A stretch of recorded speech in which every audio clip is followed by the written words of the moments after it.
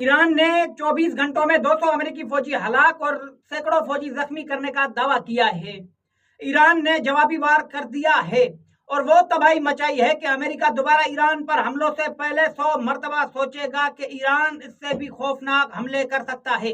اب سنیں ایران نے کیا کیا ہے۔ ایران نے کویت، بحرین اور اردن میں موجود امریکی فوجی اڈوں کو نیست و نابود کر دیا ہے۔ ایران نے امریکہ کے فضائی اڈے جو استعمال کیے جاتے ہیں ہوائی جہاز اڑانے کے لیے، رن ویز، ان کو اڑا کے رکھ دیا ہے۔